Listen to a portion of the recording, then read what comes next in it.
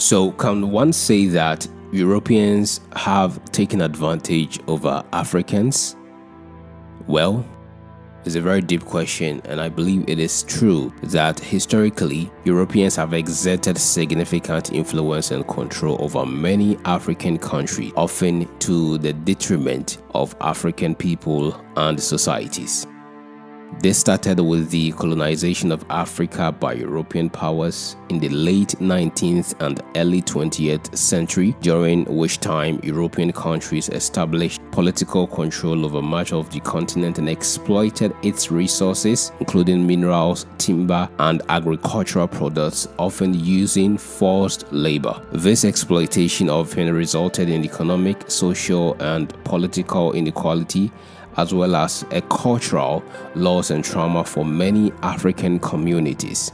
So it is right to say so. But even after African countries gained independence from European colonial powers, many continued to face economic exploitation and political manipulation from foreign powers. For example, multinational corporations based in Europe and other parts of the world have been often accused of exploiting African resources and labor, paying low wages and contributing to environmental degradation.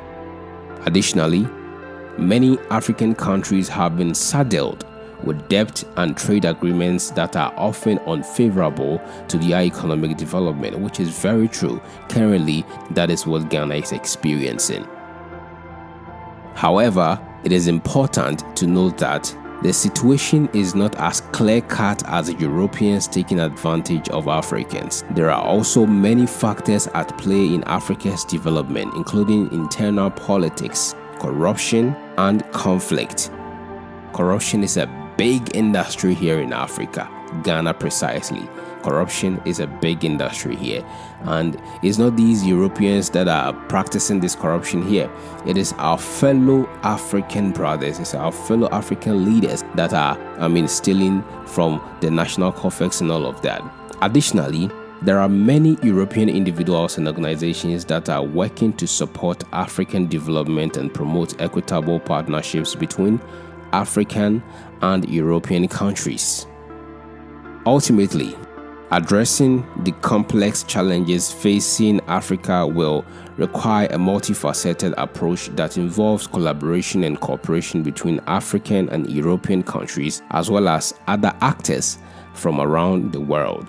This will involve acknowledging and addressing the legacy of historical exploitation and working to promote economic, social, and political development that benefits all people regardless of their national and cultural background.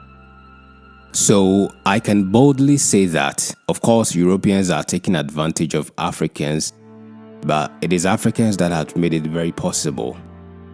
Africa is blessed with every natural resources, but still can't do anything for herself. Africa has 54 countries, and none of these countries is exceptional to be considered a first world-class country. Leaders on this continent can't even make decisions for themselves and always allow America with just one president to control 54 head of states in Africa. It's just crazy. It's about time we have a change of mind and make this motherland a better place and take dominance over our own continent. My name is Kwekwa Tridako. Thanks for watching. Please subscribe for more videos.